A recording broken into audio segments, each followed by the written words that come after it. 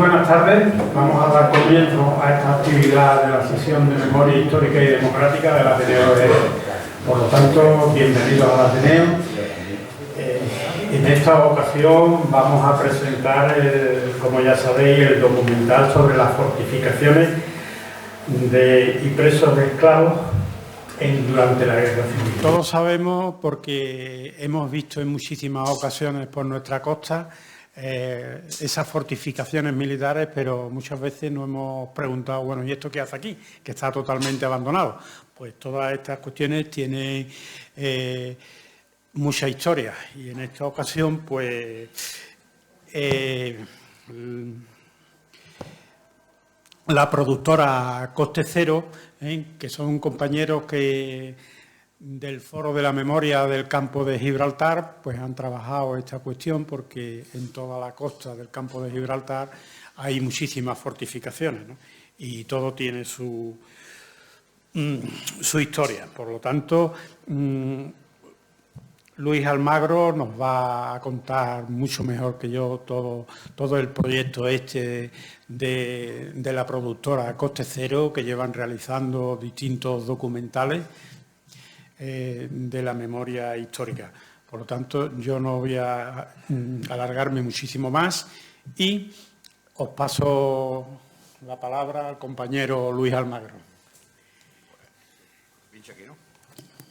Pues buenas tardes, muchas gracias primero al Ateneo por habernos invitado a la Asociación Coste Cero, y muchas gracias a ustedes por querer compartir esta tarde con nosotros.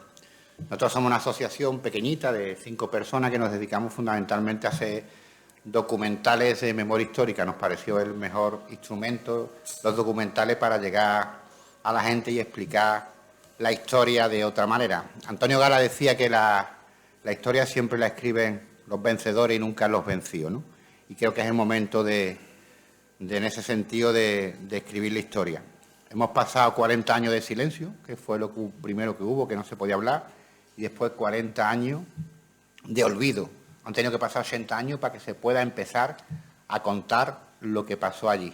Nosotros es una carrera frenética porque la biología juega contra nosotros y los testigos de primera mano pues ya no están. Este fue el primer documental que hicimos. Está basado en una actividad que hace una asociación que colabora mucho con nosotros y nosotros con ellos, que es el Foro por la Memoria. Y era una actividad de la más interesante, que es la actividad divulgativa.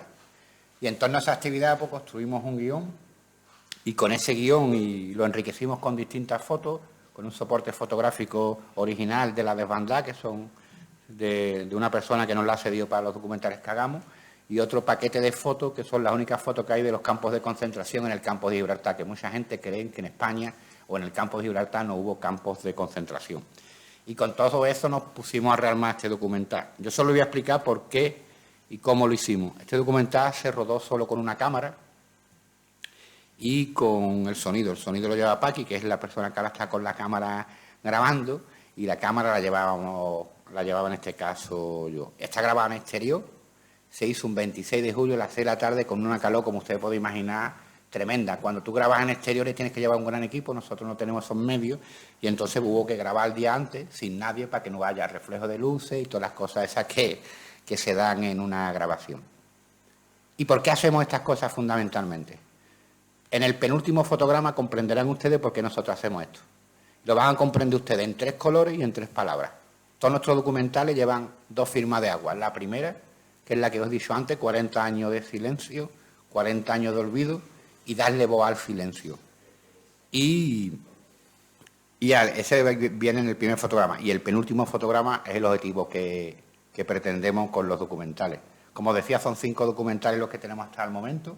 Este es el primero, Fortificaciones presos esclavos. El segundo que hicimos fue Ana Pomares, una de las supervivientes de la desbandada, que es bajo el título Los 4 exilios de Ana. Después hicimos el de María Hidalgo, la sonrisa que sobrevivió a la desbandada. Después hicimos el de Manolo Triano, El silencio te protegerá. Y por último el de Andrés Vázquez de Sola, La ideología de los lápices, una pincelada de la vida de Vázquez Sola, en el que estamos pues, con una gira. Estaremos pasado mañana en Rivas y al día siguiente estaremos en Vallecas. Nosotros siempre que presentamos un documental, sea cual sea, lo hacemos con este pañuelo. porque este es el pañuelo de la dignidad y porque nosotros nos oponemos al genocidio que se está haciendo contra el pueblo palestino. En concreto...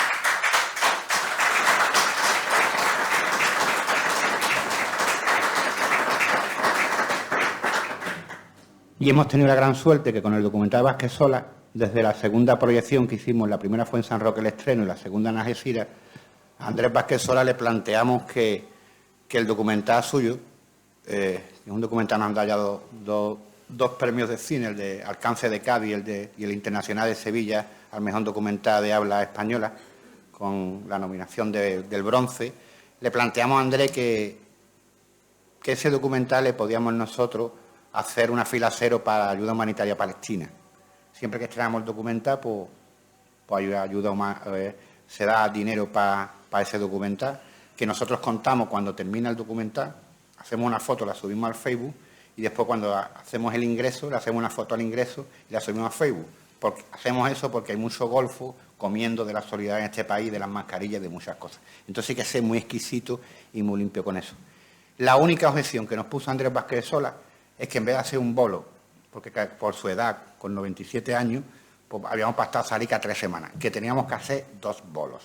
Y así lo hicimos porque Andrés siempre nos acompañaba en todos los documentales. Ese es el que más alegría nos ha dado, porque hemos unido el mundo de la cultura con la solidaridad y nos está dando, aparte de los reconocimientos, nos está dando satisfacciones enormes a nosotros y a nosotras, las 5 personas que componemos Coste Cero, que es Paqui, es Nacho, que hoy no ha podido venir, es Santi y Asun. Ese es el equipo de Coste Cero. No hay más gente, nosotros somos una asociación, no hacemos esto por dinero, hacemos esto por una cosa que es importante ya empezar a hacer en este país, que se llama justicia histórica, que es lo que hay que hacer, mucha justicia histórica. Yo con esto termino, después si quieren ustedes podamos hacer un debate o podrán ustedes preguntar lo que ustedes quieran. Normalmente cuando alguien hace un producto cinematográfico se dice siempre que ustedes lo disfruten. Yo no puedo decir eso en un documental de memoria histórica, porque este documental no se hace para que ustedes lo disfruten. Este documental se hace por justicia histórica. Y es un documental que va a terminar con una canción de Lucía Socán, porque mucha gente del mundo de la cultura, como Lucía Socán, como Raúl Alcobé o como Joan Manuel Serrat, pues nos están cediendo algunas canciones para que nosotros en los documentales también tengan una nota de alegría. Muchísimas gracias.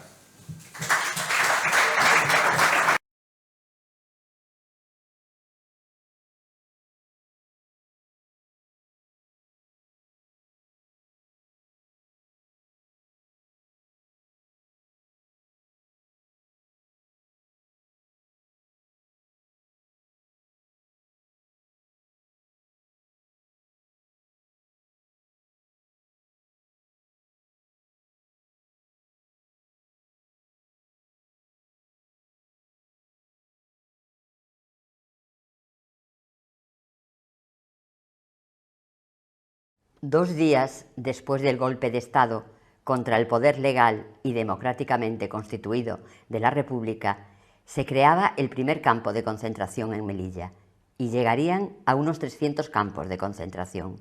Entre el año 1936 y 1966, que se cerraría el último campo de concentración, pasarían entre 700.000 y 1 millón de presos, que cumplirían una media de 5 años de prisión, clasificados en desafectos leves, desafectos graves y delincuentes, bajo unas condiciones aterradoras y en régimen de esclavitud, ya que los golpistas no reconocían a los soldados de la República, no aplicándole, por tanto, el Convenio de Ginebra sobre presos firmado en 1924 por Alfonso XIII en nombre de España. Andalucía fue la zona que más campos de concentración tuvo, y uno de esos lugares fue el campo de Gibraltar, donde serían usados para las fortificaciones, infraestructuras, entre otros, pasando un total de 30.000 presos esclavos. Muchos de ellos no saldrían vivos. Buenas tardes, yo me llamo Juan, soy miembro del Foro por la Memoria del Campo de Gibraltar y hoy venimos aquí a hacer un recorrido para mostraros lo que hicieron aquí en el campo de Gibraltar 30.000 personas que trabajaron como esclavas. Vamos a hacer un poco de memoria. La gente del Foro por la Memoria, cuando hacemos charlas, conferencias, a lo mejor de vez en cuando sale alguien que nos dice: es que ustedes estáis muy antiguos, dejad ya de las memorias y hablar de la guerra, que esas cosas son muy antiguas. Nosotros siempre, cuando nos dicen eso, les contestamos una cosa muy clara. Sin memoria no hay vida. Cada uno de nosotros necesita la memoria para sobrevivir como ser humano. Solo tenemos que pensar en que nos levantamos por la mañana y es la memoria la que me dice dónde he dejado las zapatillas, dónde está el interruptor de la luz o dónde están los cartones de leche cuando se acaba la leche en la nevera. Y después, cuando me voy a la calle, a veces yo ya estoy perdiendo la memoria porque no me acuerdo de dónde dejé el coche aparcado la noche antes. Cuando voy al mercado de abasto me acuerdo de la frutera que me vendió los tomates podridos para no ir otra vez. Y cuando voy con el coche por la carretera me acuerdo en la calle dónde están los badones altos para no correr mucho y que no me joda el coche. Eso es la memoria. Que igual que las personas necesitamos la memoria para tener una vida y sobre todo una vida digna e independiente, porque sin memoria no podemos ser independientes, necesitamos a los demás. Igual que las personas necesitamos la memoria, también los pueblos necesitan la memoria. También la gente de Algeciras, o del campo de Gibraltar, o de Cádiz, o de Andalucía, necesitamos saber cuál es nuestro pasado, cuál es nuestra historia, quién hizo las cosas bien, quién hizo las cosas mal, quién maltrató al pueblo, quién cometió crímenes contra el pueblo y quién no los cometió. Necesitamos conocer la historia de Algeciras, del campo de Gibraltar, de Andalucía, para que como pueblo podamos tener una vida independiente, libre y cada vez más plena y más justa. Entonces, desde esa perspectiva, desde la necesidad de hacer memoria para conocer mejor nuestro presente y saber cómo podemos avanzar, es desde esa perspectiva desde la que os vamos a contar la historia de 30.000 personas que hubo en estos campos y en estas costas trabajando como esclavos hace ya más de 80 años. ¿Vale? Pues vamos a la siguiente. ¿Por qué hubo 30.000 esclavos aquí en esta zona entre 1939 y 1944? ¿Alguien lo sabe? ¿Por qué hubo esclavos aquí? Rubén. La guerra civil. Ahí va. La guerra, que a nosotros no nos gusta decir civil, porque fue una guerra contra el pueblo, de un grupo de privilegiados que da un golpe de Estado contra la democracia e consigue imponer su dictadura y eliminar a las personas que considera desafectas, enemigas o adversarias. Esa guerra que empezó en el año 36 la origina un golpe de Estado contra una democracia que en el campo de Gibraltar estaba sólida y ampliamente respaldada. En las elecciones del 16 de febrero de 1936, el 90% del electorado de la línea, de las personas que votaron en la línea, el 90% votó a las candidaturas del Frente Popular. En Algeciras fue el 85%, en Castellar 76% y en San Roque el 87%. Ninguno de los porcentajes de votación a favor del Frente Popular en el campo de Gibraltar bajó del 50%. El Frente Popular tuvo un respaldo ampliamente mayoritario. Eso significaba que el campo de Gibraltar apoyaba de una manera clara y decidida la democracia en forma de república que había en este país y que apoyaba sus políticas de educación, de derechos de la mujer, de avances laborales y sociales y de reforma agraria. Eso es lo que quería aquí la mayoría del pueblo. Contra esa democracia hay un golpe de Estado que origina una guerra que dura 3 años. Esa guerra instigada por los militares traidores, por las altas jerarquías de la Iglesia, por la banca y por parte de la alta burguesía financiera, recibió el apoyo de las potencias fascistas que en aquel momento estaban ya preparando la Segunda Guerra Mundial, es decir, el apoyo de Francia, de Alemania y en menor medida de Portugal. Esa guerra provocó 1 millón de muertos. Italia, perdón. Alemania, Italia y Portugal. Esa guerra provocó 1 millón de muertos, provocó medio millón de exiliados, de españoles y españolas que se tuvieron que ir a Francia, a Argentina, a México, a Argelia o a Marruecos. Medio millón de exiliados. Centenares de miles de viudas, de huérfanos. Hambre y miseria en la mayor parte del territorio. Y en esa situación de posguerra, con el país arruinado, devastado, arrasado, es cuando el dictador que ha ganado la guerra y su maquinaria deciden que este país se tiene que involucrar y se tiene que meter en lo que viene, que él sabe que es lo que viene porque ha recibido el apoyo y está en comunicación permanente con Hitler y con Mussolini. Él sabe que viene la Segunda Guerra Mundial.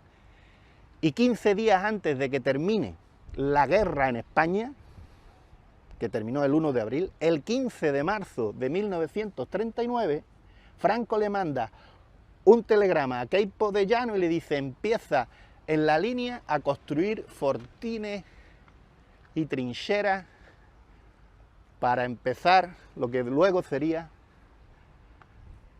el plan de fortificaciones del Estrecho. Esa primera orden del 16 de marzo de 1939, 6 meses antes de que empiece la Segunda Guerra Mundial. ¿Por qué? Porque Franco quería entrar en la Segunda Guerra Mundial del lado alemán. ¿Con qué objetivo? Conquistar Gibraltar, quedarse con todo el Marruecos, quitarle el Marruecos francés a Francia y cerrar el Estrecho a la navegación de los barcos ingleses y franceses, fundamentalmente para asfixiar sus economías. Y con esa idea, en un país en el que entonces ya había 700.000 presos que abarrotaban no solo las cárceles, sino los campos de fútbol, los cines, los teatros y los campos de concentración que se hacen a lo largo y ancho de toda la geografía. 52 campos de concentración hubo en Andalucía. Con esa idea trae aquí a 30.000 personas que estarán entre 1939 y 1944 trabajando como esclavos para hacer la fortificación del Estrecho y empezar la guerra contra Inglaterra y la guerra contra Francia. Para eso se utilizó la mano de obra esclava de estos presos en una obra pública, como se utilizó en muchas otras aulas públicas en el territorio del Estado, aunque también hubo obras privadas, como cuando se hizo el canal de los presos en Sevilla, o se arreglaron colegios de monjas y se arreglaron iglesias, y después en los municipios se arreglaron calles, carreteras, etc. En definitiva, 30.000 personas que estuvieron aquí trabajando para satisfacer el sueño y la ambición de un dictador que había dejado al país lleno de cadáveres y en la ruina, y que quería más cadáveres y más ruina entrando en lo que iba a ser la Segunda Guerra Mundial. Y ahora vamos al siguiente paso. Bueno, la represión franquista desatada desde el principio de la guerra provocó en el campo de Gibraltar más de 1.000 muertos. Miles de personas que se fueron al exilio o a través de Gibraltar o andando hacia Málaga. Centenares, miles de personas que después acabaron en las cárceles, procesados, torturados, buena parte ejecutados. Centenares y miles de viudas y de huérfanos, mucha hambre y mucha miseria. En el campo de Gibraltar, al igual que en Cádiz, toda la provincia de Cádiz, provincia de Huelva y provincia de Sevilla, no hubo guerra, no hubo enfrentamiento entre dos ejércitos. pero desde el primer día que dieron el golpe y triunfaron, o entraban en un pueblo que no tenía militares y que avanzaban los regulares o los legionarios y tomaban los pueblos, desde ese primer día empezaban a fusilar gente, porque tenían un plan de genocidio, de exterminio de todas las personas que tuvieran un poco de idea y que no comulgaran con la suya. Eso era hacer limpieza, que se cebó sobre todo con los trabajadores, con los jornaleros, con las clases populares, con los funcionarios que habían apoyado a la República, con las maestras, con los maestros, con algunos militares progresistas, con profesionales liberales, con algunos pequeños propietarios, campesinos. Ahí es donde está concentrada la represión. En Andalucía hubo represión en los 704 municipios que tiene la comunidad. En todos los municipios de Andalucía los fascistas fusilaron a personas inocentes que ni habían participado en la guerra y mucha gente no había participado en absolutamente nada. Pero su plan era exterminar. Y ese plan de exterminio se complementa después en la posguerra con nuevos fusilamientos, hasta 40.000 personas fusiladas después de terminada la guerra en el Estado, con cárceles y con trabajo esclavo. Buena parte de la economía del país se levanta y muchas empresas que hoy cotizan en el IBEX 35 tienen sus raíces en la explotación de la mano de obra esclava. Mano de obra esclava que llegó al campo de Gibraltar ya en mayo de 1939, que empiezan a construir lo que hemos dicho antes, una muralla de fortificaciones, esos búnkeres, esos nidos de ametralladora que estamos acostumbrados a ver en nuestras playas. Eso no existe en todas las playas de España, existen aquí. Y existen desde Estepona hasta Conil. Esa red de búnkeres y nidos de ametralladora tiene 3 líneas. Una pegada a la costa, otra a unos 500 metros al interior y otra a otros 800 metros más al interior. Y para comunicar todas estas instalaciones, aprovisionarlas y, digamos, ejecutar todas las órdenes, se traza una red de carreteras y de carriles. Uno de esos carriles son los que vienen por la costa y unen la línea con Algeciras y Algeciras con Tarifa. Y hay otro carril que está en paralelo a este primero, que es el que va por detrás de la sierra, que empieza antes de llegar a San Roque, se mete para el Pinar del Rey, continúa hasta los Timbales, llega hasta los barrios y desde los barrios va hasta Facina. Y entre estas 2 líneas paralelas hay una red de carriles que atraviesan toda la sierra. Eso es lo que construyeron a pico y pala, porque entonces no había ni excavadoras ni grandes máquinas para la construcción, las 30.000 personas que fueron utilizadas como mano de obra esclava. Si nosotros hoy vamos a la playa en Bolonia, estamos utilizando una carretera construida por los presos, la que va desde la carretera nacional hasta la playa. O si vamos a Bolonia, lo mismo. Si habéis venido por esta carretera para llegar al Parque del Centenario, la carretera original que llega desde Algeciras hasta el Faro y después hay aquí otra rama que tira para arriba y llega casi hasta Pelayo, esas las hicieron los presos. La que va de aquí hasta el Cobre y después del Cobre llega hasta los barrios, la hicieron los presos. La que va desde Castellar hasta Sotogrande, la hicieron los presos. La que va desde Jimena hasta Ronda, la hicieron los presos. La que va desde Ronda hasta San Pedro de Alcántara, que baja dando muchas curvas. Todas esas carreteras la hicieron los presos.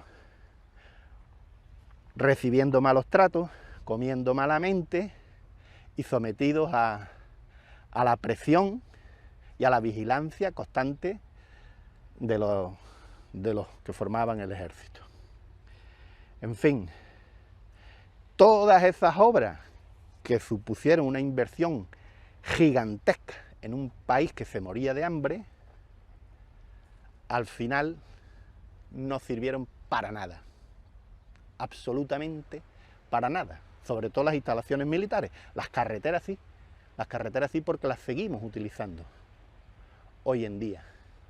Y yo cada vez que voy a Bolonia a bañarme me acuerdo de los presos, o cada vez que cojo por aquí hasta el Faro me acuerdo de los presos, porque además la gente me cuenta historias concretas de personas que trabajaron por aquí y que sufrieron por aquí. Y después, si acaso, os cuento alguna de ellas. Y ahora ya nos vamos a la siguiente. Bueno, hemos dicho que todo este búnker sobre el que estáis y los 600 búnkeres que componen toda la red de fortificaciones son edificios inútiles, que nunca se llegaron a utilizar y no sirvieron para nada. ¿Alguien sabe por qué? No participamos en la Segunda Guerra Mundial. ¿Pero por qué? Por lo del Leningrado. Ganaron los rusos y pararon todo. Ahí va. Ahí va. Pensaban que podía ser aquí, pero al final fue allí. Por lo que ha dicho el compañero, por Stalingrado. En 1943 las obras todavía no habían terminado. Eran unas obras inmensas porque era una batalla dura y se llegaron a construir también 2 hospitales, estaciones de ferrocarril, centrales de energía eléctrica, polvorines, todo lo que era el suministro de la batalla y el cuidado de los heridos, ¿no? Y la atención. Entonces era una obra muy grande. Y antes de que se terminara la obra para empezar la guerra, ocurre Stalingrado, que es la primera gran derrota del ejército nazi. Y entonces a partir de Stalingrado el ejército soviético empieza a empujar y los alemanes empiezan a retroceder. Con lo cual la División Azul y todo el apoyo explícito y voluntarioso de Franco hacia su adorado Hitler, que le había ayudado a ganar la guerra aquí, pues se viene abajo. Se dan cuenta Franco y sus camarillas de que Alemania va a perder la guerra y que ya no interesa apostar a un caballo que va a ser perdedor. Entonces quita de ministro a... ¿cómo se llamaba este? Serrano Suñer, y empieza a dar un giro en su política internacional. A esto se añade otra cosa. Ahora pensad que yo soy Winston Churchill. Ven aquí, Kiko. Yo soy Winston Churchill, ¿vale? Y tú eres, por ejemplo, ¿qué te digo yo? Queipo de Llano. Y tú eres Muñoz Grande, ¿vale? Yo soy Winston Churchill. Y te digo, Gonzalo, dame la mano. 200.000 dólares. ¿Quieres otros 200.000? Venga. Tienes que hacer una cosa. Dile a Franco que no entre en la guerra del lado de Hitler, que se quede quieto. ¿Se lo va a decir? ¿Te lo va a decir? Cuando se lo diga te doy otros 200.000 dólares, ¿eh? General Varela, deme usted la mano. Muñoz Grande, toma. 200.000 dólares. ¿Quieres otros 200.000? Pues te los doy a cambio de una cosa, que le digas a Franco que no entre en la guerra del lado de Hitler, que se quede quietecito. ¿Se lo va a decir? Claro, por supuesto. En cuantito se lo diga, te hago una transferencia con otros 200.000 dólares. Este teatrillo está contado en un libro que en 2015, creo, publicó Ángel Viña, un historiador, en el que da pelos, señales, número de transferencia, importe, el que lo emite, el que lo recibe, de todos los sobornos que la camarilla militar que rodeaba a Franco estuvo recibiendo durante los primeros años de la Guerra Mundial. Es decir, que todo el entorno de Franco estaba comprado para quitarle los sueños imperiales y su ambición de unirse a Hitler en la cruzada para crear un imperio que durara 1000 años. Como decía Hitler, que provocó una guerra en la que murieron 50 millones de personas, 25 millones de rusos. No nos olvidemos que estamos hablando de cosas muy serias, ¿eh? 50 millones de muertes provocados por el nazismo. 25 millones de rusos muertos para echar a los nazis de su país. Y luego ganaron los americanos la guerra. Y luego se cuenta que ganaron los americanos. En fin, la batalla de Stalingrado y los sobornos al entorno de Franco hicieron que todos estos búnkeres no sirvieran para nada. Absolutamente para nada. Y que Franco, cuando vio que Hitler no ganaba la guerra y que su entorno le recomendaba no te metas con Hitler, el entorno al que Churchill y el gobierno británico les decía, no os metáis en la guerra, que cuando nosotros ganemos no os pasará nada. Entonces, con lo cual, Franco también estaba garantizando su supervivencia a pesar de la derrota del eje aliado en la Segunda Guerra Mundial. Entonces, todas estas obras, ¿cómo las justifica Franco ante la opinión pública? Pues que esto se había construido para defendernos de un desembarco de los americanos que nos iban a atacar, lo cual él sabía que era perfectamente mentira, porque él desde el principio lo había hecho con una intención ofensiva y no defensiva, pero era una manera de justificarse ante el país y de justificarse internacionalmente. Y digamos que lamentablemente, como tantos otros mitos del franquismo que perduran en la mentalidad general de las personas, aquí en el campo de Gibraltar, mucha gente sigue diciendo los búnkeres para defendernos de los americanos. No. Los búnkeres para atacar a Gibraltar, para atacar a Marruecos y para meternos en la Segunda Guerra Mundial. Esa es la verdadera razón de ser de estas obras que fueron inútiles. Franco en Gibraltar, 1935, es el título de un libro escrito por un historiador linense en 2019 que se llama José Veneroso. En ese libro cuenta que un año antes de que comenzara la guerra, Franco estuvo ahí reunido en el Rock Hotel con el gobernador británico de la colonia, con Juan March y una corte de lo que él era el empresario contrabandista más rico de España que odiaba a la República, y con la élite empresarial de Gibraltar, los dueños de las empresas de combustible y de los transportes. Franco en esa reunión se garantizó el apoyo de Gran Bretaña y de las empresas de Gibraltar al golpe de Estado. ¿Cómo se materializó ese apoyo? Pues primero y fundamental, barcos de transportes y barcos pesqueros de Gibraltar fueron a Marruecos a traer tropas árabes, tropas de regulares y las tropas que se habían sublevado contra el gobierno de la República a Algeciras. Fueron barcos de aquí, pero también de Gibraltar. Y eso fue en la reunión que tuvo un año antes Franco con la élite empresarial gibraltareña. Y también se garantizó que durante toda la guerra no le faltó ni carbón, ni gasoil, ni petróleo, ni suministro, ni armas a través de Gibraltar. Mientras que oficialmente el gobierno británico decía que era neutral, en realidad era activo y partidario de Franco. ¿Por qué? Porque la República significaba, entre otras cosas, más poder para los trabajadores y un proyecto de nacionalización, entre otras cosas, de las minas de Río Tinto. Entonces, las élites inglesas, que en el año 35 todavía había un sector que apoyaba a Hitler o que veía con buenos ojos a Hitler, cuando en España ven el peligro de lo que ellos llaman la revolución, pues apoyan al golpe.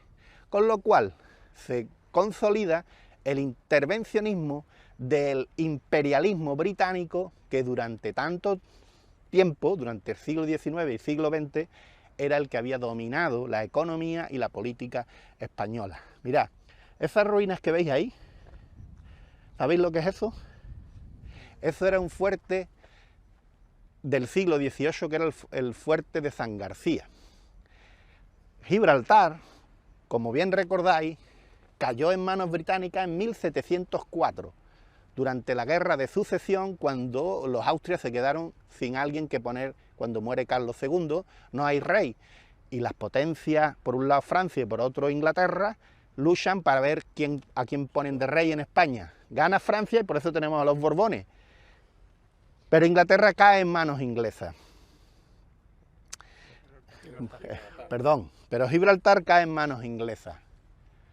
Eso significa que todo el siglo XVIII España, que tiene un rey Borbón, es aliada de Francia y que durante todo el siglo hace 3 intentos militares de consideración por recuperar Gibraltar por la fuerza. El último, el de 1783, que se llamó el Gran Asedio.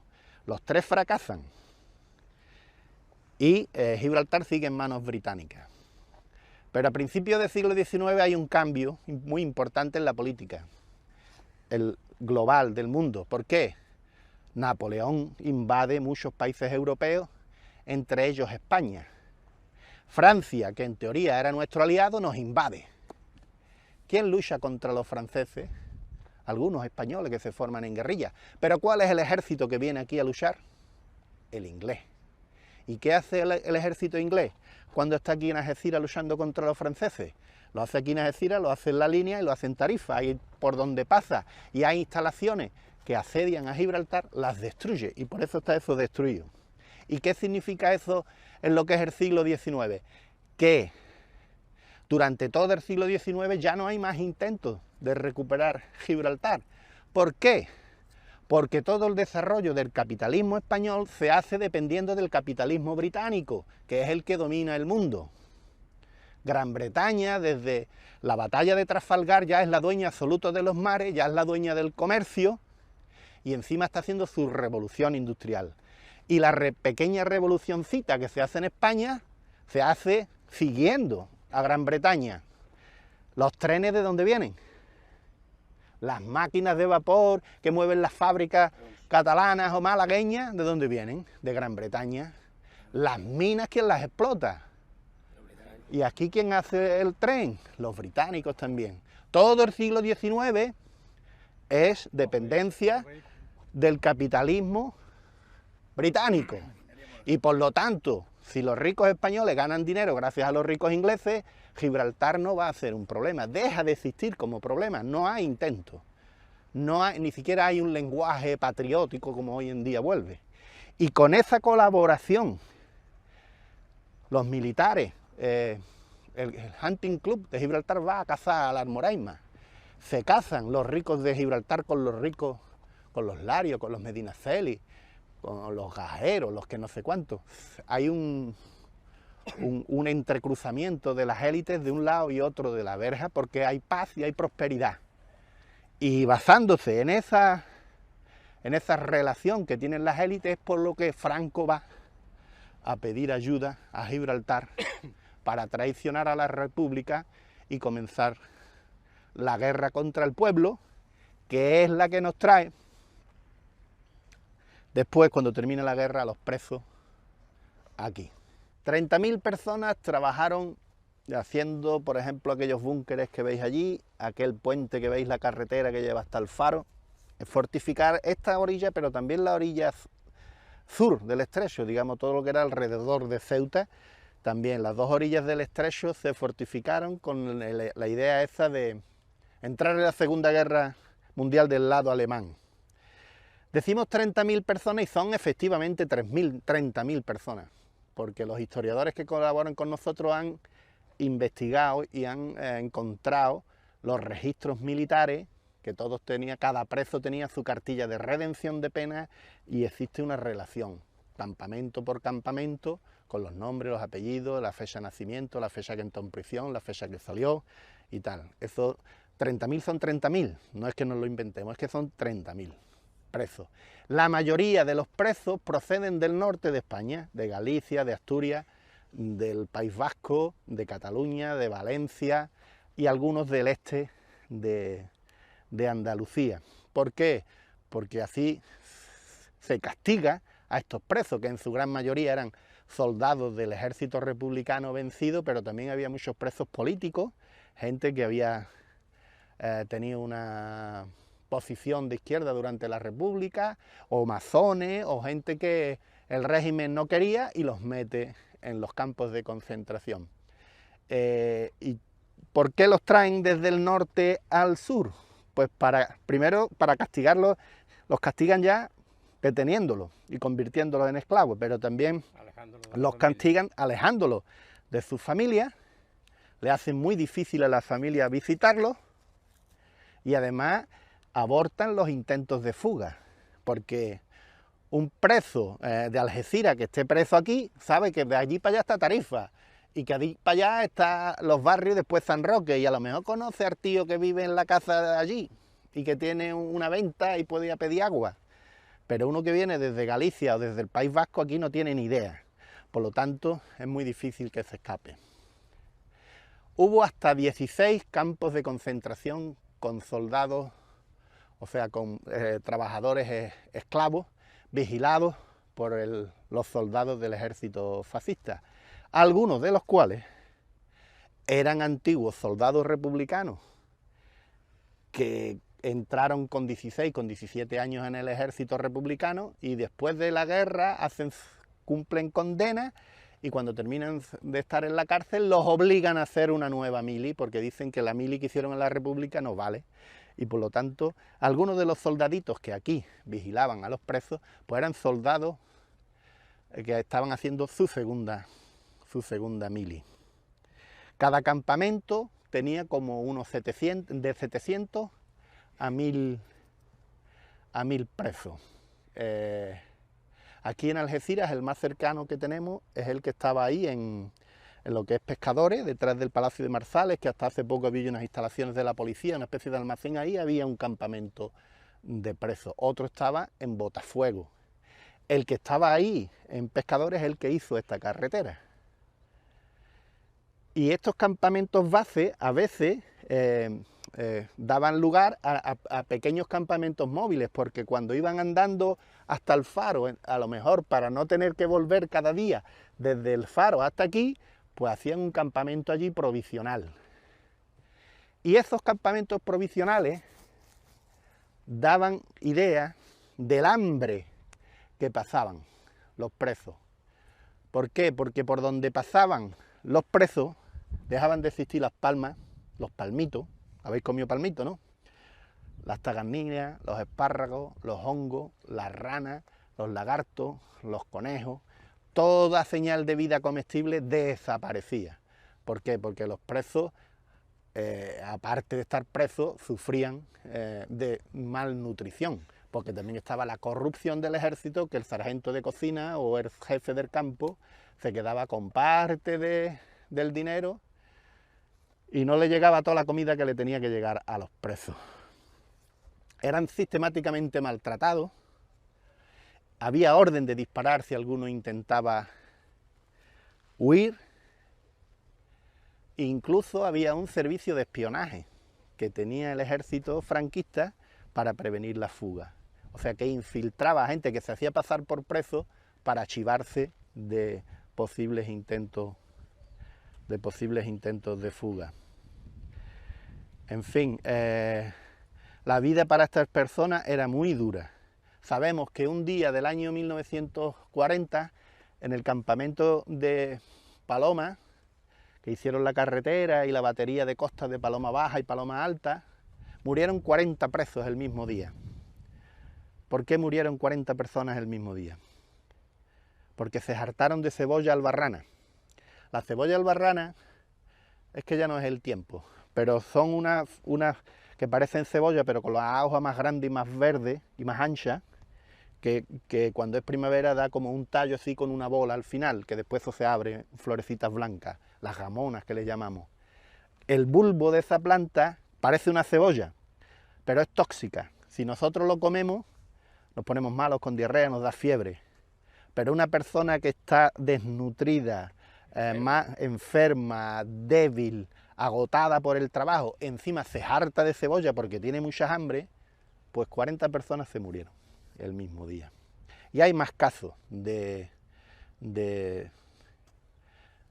muertes por ingestión de cosas venenosas. Yo me acuerdo, mi padre me contaba que cuando él era chico, en Castellar, los presos que estaban haciendo la carretera que va de Castellar a Sotogrande, un día llegaron a la puerta de mi abuela, tenía una venta, y llegaron 2 militares con una persona tirada en la batea del camión, con un preso, y se bajaron y pidieron que vamos a ver, pon una copa de vino y Rosario, ¿dónde vais, chiquillos? ¡Ay, que llevamos uno que se ha comido unas setas venenosas!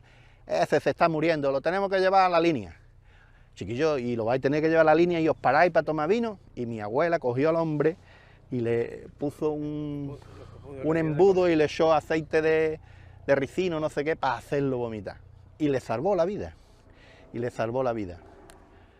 Pero eso indica el desprecio por la vida humana que tenían los que vigilaban y los que ordenaban a esta gente a trabajar como esclavos. Por contar una anécdota de un preso de la línea, uno de los pocos presos de por aquí que estuvo ahí en Botafuego, se llamaba Manuel Márquez, y le hicimos un homenaje en 2014 en el Palacio de Exposiciones de la Línea. el hombre ya tenía 90 y tantos años, se había escapado de la línea en el 36 por Gibraltar, se fue a Málaga, en Málaga se enroló en un batallón republicano y estuvo toda la guerra como comisario de cultura, enseñándole a los presos a leer y a escribir, a los soldados de la República. Cuando termina la guerra en Teruel, pues detenido y de un lado para otro, pum, al final acaba aquí en Botafuego. Y él contaba que él conocía a algunos de los soldados que estaban, porque habían estado en el ejército republicano, y que gracias a uno de ellos se pudo vestir con ropas de soldado y matricularse, porque a él le faltaba una asignatura para terminar el bachillerato, y él quería estudiar para maestro, y entonces le faltaba una asignatura, y como no sabía cuánto tiempo iba a estar preso, pues estaba obsesionado y se matriculó en el instituto. Y cuando llegaron la época de los exámenes finales, él lo contaba, esto allí allí en la línea lo contaba y nos hartábamos de reír. Lo contaba con gracia. Siempre que hacemos un acto de memoria histórica, pues son cosas tristes, ¿no? Son cosas tristes y no tiene uno ganas de reírse. Pero aquel día nos reímos, porque el hombre lo contaba con sus 92 años, no sé los que tenía ya. Pero vamos. Y total, que el día que va al jefe del campamento de ahí de Botafuego y le pide permiso para el día siguiente ir a examinarse al instituto, es decir, al instituto femenino, que creo que estaba allí arriba, no sé si era el femenino o este que vi aquí, el Cursal. Pide permiso y el jefe le dice, sí, Márquez, mañana puedes ir, no te preocupes. Y cuando Márquez sale por la puerta, el jefe se ríe, este pobrecillo, qué ingenuo es. Cuando lo vean allí en el instituto vestido de preso, pues no lo van a dejar ni entrar, le van a decir que para afuera. Pobrecillo, qué tonto es. Resulta que este hombre al día siguiente con su colega el soldado se cambia, le pasa la ropa de soldado, se viste de soldado, ¡bum! Y llega a hacer el examen. Llega a hacer el examen y dice, hostia, qué examen, esto no tengo, era de química, no tengo ni idea.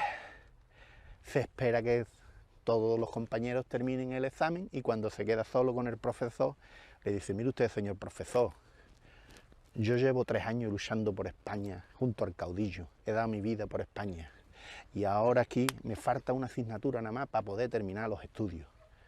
Por favor, yo necesito que usted me apruebe, que es que yo me he estado sacrificando por este país y lo único que me falta es esta asignatura. Y lo aprobaron al hombre. Con lo cual, es una anécdota graciosa. Es una anécdota graciosa. Y el hombre cuenta que después pudo estudiar magisterio, no sé qué, pero que al final se fue otra vez al exilio y se fue a Tánger. Y en Tánger fundó la Valona de Tánger. O sea, el club de fútbol de su pueblo de la línea, que era republicano, pero era linense. Y tú sabes que hay linenses que tienen sangre blanca y negra. Sí, entonces, y fundó en Tánger, porque también en Tánger y en muchas ciudades del norte de Marruecos había muchos exiliados y muchos linenses, ¿no? En fin, una anécdota que a pesar de todas las dificultades vividas, pues el hombre nos contó y pudimos echar un rato agradable. El Foro por la Memoria del Campo de Gibraltar en 2016 presentó una solicitud ante la Dirección General de Memoria Democrática de la Junta de Andalucía para que declarara lugar de memoria histórica todas las obras militares y todas las carreteras y carriles que hicieron los presos esclavos entre 1933 y 1944. Eso fue después de que Inmaculada Nieto, que hoy es candidata a la presidencia de la Junta, cuando estaba en el grupo de Izquierda Unida, allí en el Parlamento, consiguiera que el Parlamento apoyara esa iniciativa y nosotros conseguimos que los plenos municipales del campo de Gibraltar también la apoyaran. Desde 2016 esta petición está en trámite, pero cuando esta gente llegaron al poder en 2018-2019 eso se ha congelado. Pero nosotros seguimos exigiendo que todo esto sea declarado lugar de memoria democrática. Eso significa que todos los búnkeres, todas las construcciones reciban una protección administrativa para que venga uno y se construya una casa, una carretera, o lo tire o lo rompa. Y no solo eso, sino también las carreteras. Queremos que se proteja y sobre todo lo que queremos es que los habitantes de esta comarca y las personas que nos visitan conozcan esta historia, conozcan que en este país hubo decenas, centenares de miles de trabajadores esclavos, que la dictadura que nació en un baño de sangre que provocó, aliada con el fascismo internacional, después levantó poquito a poco la economía sobre el trabajo esclavo de decenas de miles de personas. Buena parte de ellas estuvieron aquí, y a su trabajo y a su esfuerzo debemos hoy que podamos ir a la playa de Bolonia, a la playa de Punta Paloma, que podamos ir a los barrios por Botafuego, o que vayamos a Ronda desde San Pedro de Alcántara. Eso es lo que queremos. Sobre todo lo que nos motiva es que los estudiantes, la gente joven, conozca y aprenda que la libertad y la democracia de la que hoy disfrutamos no siempre han existido, y que igual que existe puede dejar de existir. Y nosotros lo que decimos es que el mejor antídoto contra el fascismo, para que nunca más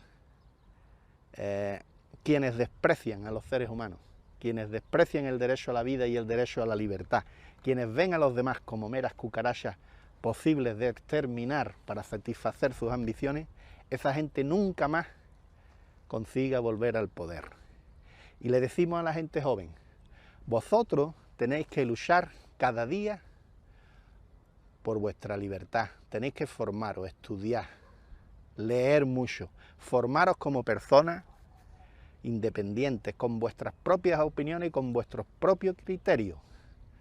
Porque si cada uno de nosotros lucha cada día, defiende, ejercita cada día la libertad se hará invencible.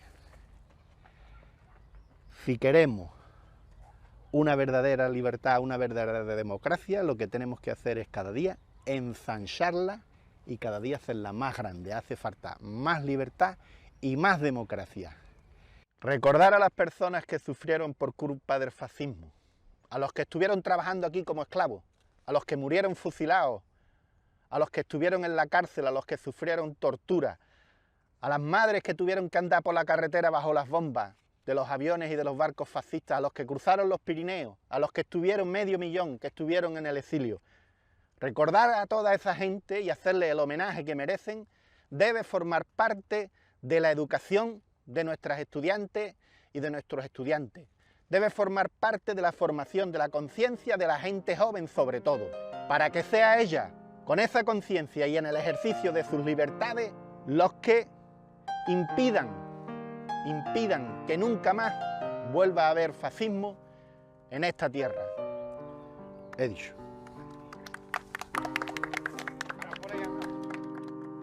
En una fosa común, en la memoria del olvido, quieren borrar tu nombre como si no hubiese existido. Ya mataron tu esperanza, dejaron huérfano a tus hijos, pero no pudieron cegar la dignidad como principio de todos los hombres y mujeres que en huesos se han convertido.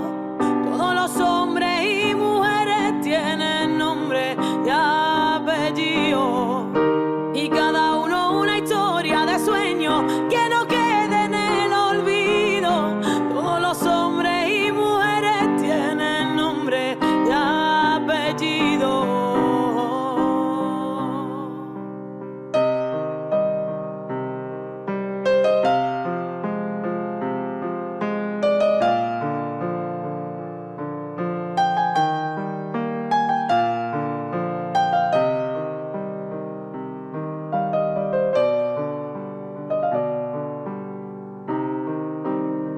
Los hombres y las mujeres que cometieron delito de defender la libertad quieren volar. No matarán tu esperanza, tú sigues en mi recuerdo, que tu cuerpo ya descansa, pero tu alma nunca ha muerto. De todos los hombres y mujeres que en huesos se han convertido, todos los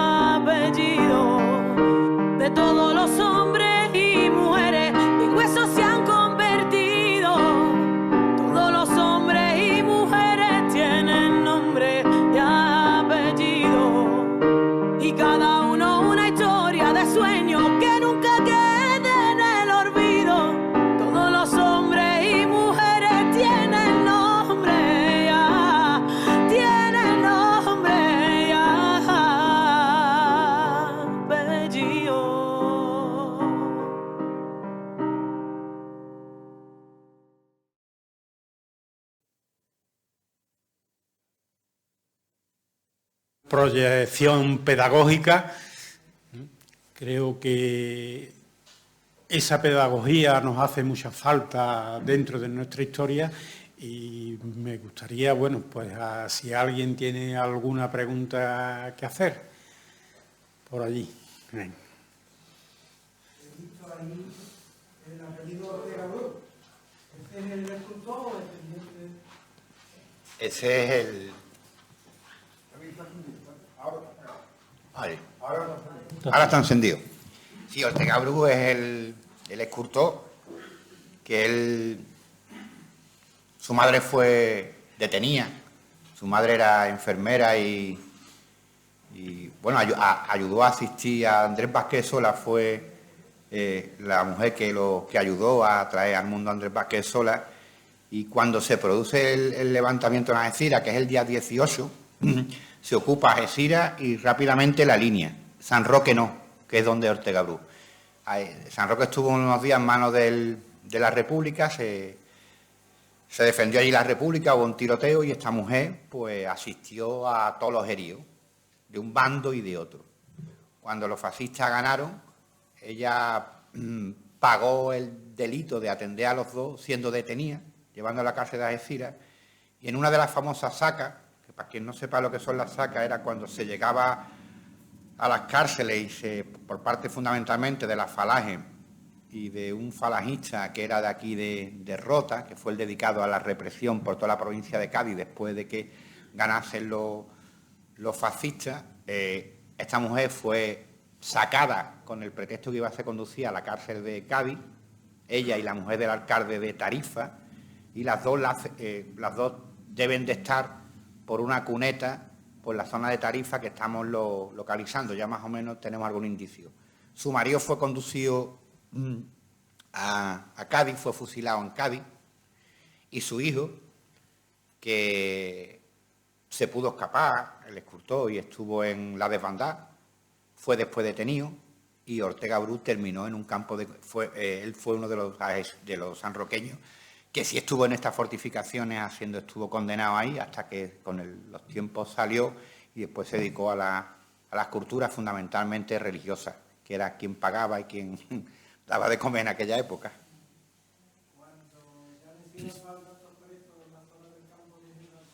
¿Cómo? Cuando ya no hacía falta estos presos en la zona del campo de Gibraltar, ¿los trasladaron a otra zona o qué pasó? Porque yo, por ejemplo, sé que en el año 53 empieza el pantano de los Hurones y fueron presos. Ahí tú entrabas en uno de estos campos de concentración solo con que alguien te denunciaba. Hubieses hecho algo, no hubiese hecho, hubiese sido de izquierda, daba igual, nada más que te tenían que señalar. La manera de salir de ese campo era que hiciesen carta. Entonces tú tenías que tener 3 cartas para poder salir.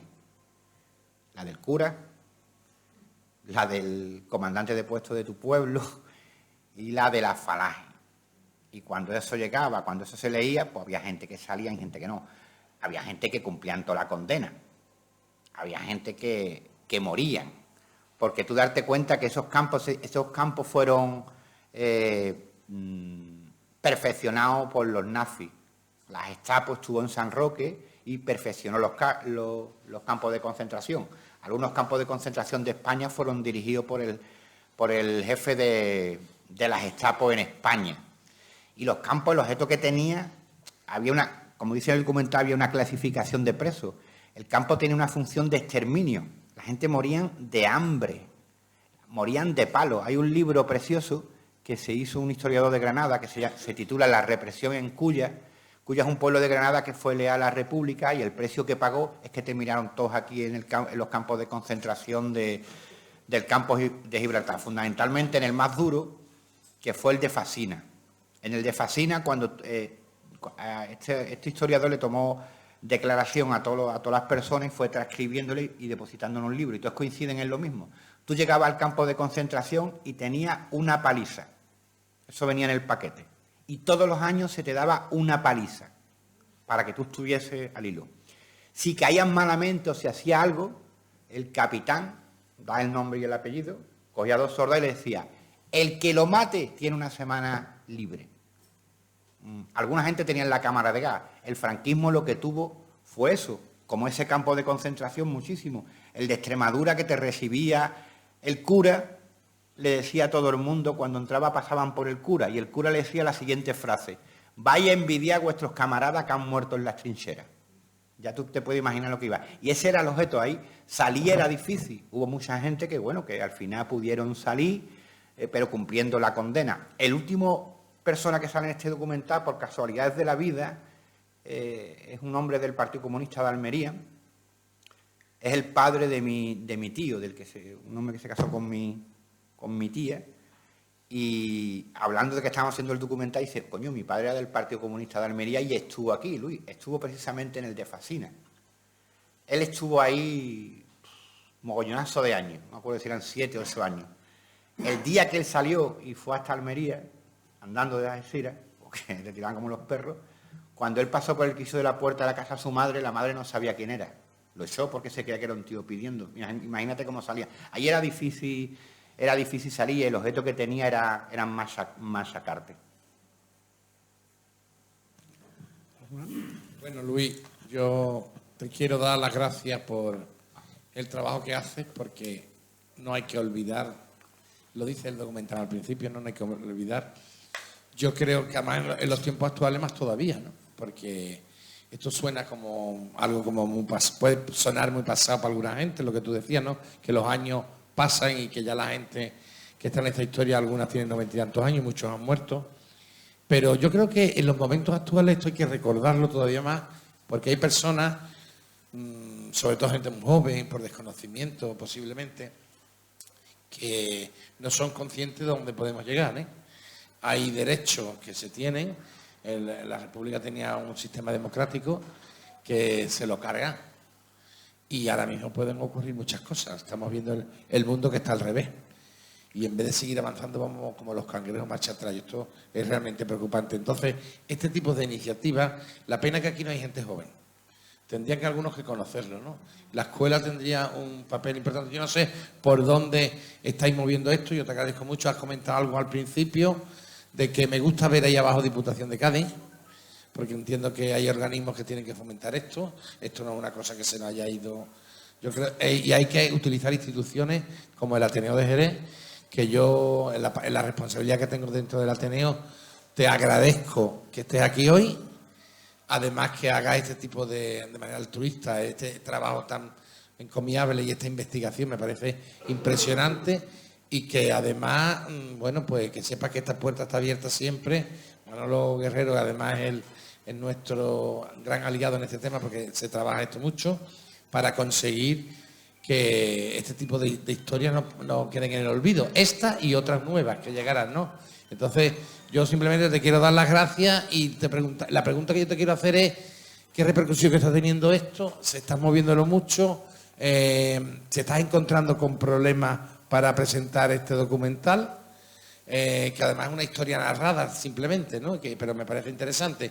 ¿Tienes posibilidades de que la estás moviendo bien? ¿O cómo? ¿Y te has planteado otros ateneos? Porque en Andalucía, en concreto, federado y 30 ateneos, ¿no? Que nosotros además te podíamos abrir las puertas de algunos porque conocemos a todos los ateneos. Simplemente, ¿vale? Gracias. Pues mira, en principio muchas gracias por la parte de los elogios que me tocan. Pero yo, como le decía yo a mi madre, la culpa de este documental no solo es mía. Aquí hay más gente implicada, como os he dicho, de coste cero, y hay un trabajo de investigadores. Este es un trabajo colectivo, porque dentro de los dos objetivos que, cuando nosotros montamos coste cero, nosotros teníamos dos objetivos. Uno era luchar contra la mentira, que está tomando rango de argumento político, bueno, todos sabemos la mentira dónde está llegando. Por eso este documental está basado todo en datos rigurosos. Nadie puede discutir ningún dato de aquí. Son de registro. Esto no es un documental de opinión. Y lo segundo, combatir la incultura. ¿Por qué? Porque cuando tú mezclas incultura, por un lado, la vas mezclando, con mentiras, lo que sostiene se llama fascismo. Y el fascismo ya nos dio 50 millones de muertos en Europa. Nosotros, cuando hicimos este documental, tuvimos muy mala suerte climatológica el día que lo estrenamos en Algeciras, porque era alerta por viento racheado. Aquello era que no veas. Y estábamos paquillo en la puerta de la universidad, digo, no, veamos, no hemos lucido. Nos habíamos venido arriba y habíamos pedido una sala de 150, sala grande. Y me decía la gente, no, tío, esto 20 y... No veas que si viene la prensa, digo, bueno, por lo menos estamos cómodos, la prensa no va a venir a estas cosas porque no le interesa. La prensa está a otra historia. Y contra todo pronóstico no solo se llenó, sino que los laterales hubo que poner sillas y se quedaron gente de pie. Después los tuvimos que estrenar otra vez en la sede de Izquierda Unida porque había mucha gente mayor que no habían podido venir y los estrenamos la segunda vez. En Algeciras también. Y la tercera vez que los estrenamos en Algeciras nos lo pidió la UNED con público y en extremis, como unidad curricular. Yo nunca había hecho nada de esto en extremis y cuando terminé le dije a la mujer, ¿cuánta gente se han metido por ahí? Y yo, 190 y no sé cuántos. Digo, son muchos, son pocos alumnos. Y eso es una barbaridad. Eso a nosotros, con 20 nos damos un canto a los dientes. Y la cuarta vez que lo estrenamos en Algeciras, que es un sitio donde hemos ido una vez y vamos a ir más veces, que tenemos un poquillo de miedo, porque con ese título, irte a estrenar la cárcel de Algeciras un documental es complicado, ¿eh? Pues contra todo pronóstico, gustó el documental, tuvimos un debate con los presos y muy agradecido.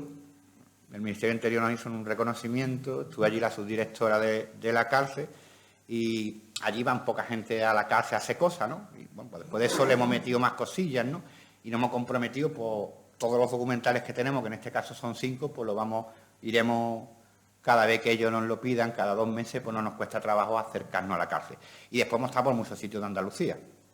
Hemos estado en Sevilla, hemos dado muchas volteretas, todos sitios que nos llaman y que podemos ir porque tenemos la dificultad de que no vivimos de esto, que cada uno tenemos nuestro trabajo y hay que cuadrar. Hay mucha gente joven que lo están viendo. ¿Nuestro objetivo cuál era? Nuestro objetivo era que la Diputación, con todo lo difícil que eso es, que se comprometiese, se ha comprometido. Esto está a disposición de todos los colegios, de todas las asociaciones, de todos los ayuntamientos de la provincia de Cádiz que lo quieran. Ya pasamos el tema de los concursos, lo hemos puesto en abierto y hay mucha descarga y mucha gente que lo ven de muchísimos sitios y gente que nos llama.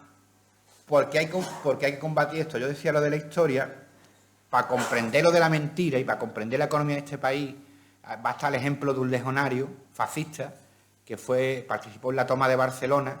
Una de las cosas que hizo tomar Barcelona es confiscar todo el papel de Barcelona, se quedó con todo el papel, después montaría una librería, después haría los libros de texto de este país, montaría una editorial y hizo los libros de texto de este país donde te contaban eso de la guerra civil con su relato, después montaría emisoras de radio y hoy de televisión. Y claro, esa es la historia que nos están contando. Yo cuando aquí vienen algunas veces, hace poco vinieron unos alemanes, entrevistaron a Manolo Triana, a mi suegro, estaban estudiando historia y me decían, es una locura lo de España. Digo, ¿por qué, Guillo? Dice, porque aquí la gente no sabe esto, no conocen. Yo estaba leyendo los libros de texto, qué pila de mentira, dicen, de la guerra civil. Digo, es que esto no es Alemania, tío. Es que en Alemania se ganó y a la gente se le llevan al colegio a ver los campos de concentración. Aquí ya no, aquí han tenido 80 años para borrar las pruebas y escribir la historia. Es que en Francia, después de irse, en Francia se nacionalizó la Renault por colaboracionismo con el nazismo. Es que en Portugal, 24 horas después, en Portugal se detenían a los jueces represores y a la policía. En España se le cambió la toga del Tribunal de Orden Público y se le puso Tribunal Constitucional. Por eso yo no me escandalizo cuando veo las sentencias judiciales que hay en este país, del golpe de Estado que se está dando judicialmente en este país. Todo esto está conectado. Y habéis visto ahí el relato de las empresas que se hizo con presos políticos. Dragados y Construcciones, hecha con presos políticos. Ferrovial, estos patriotas que se han ido a cotizar a no sé dónde. Empresas eléctricas con presos.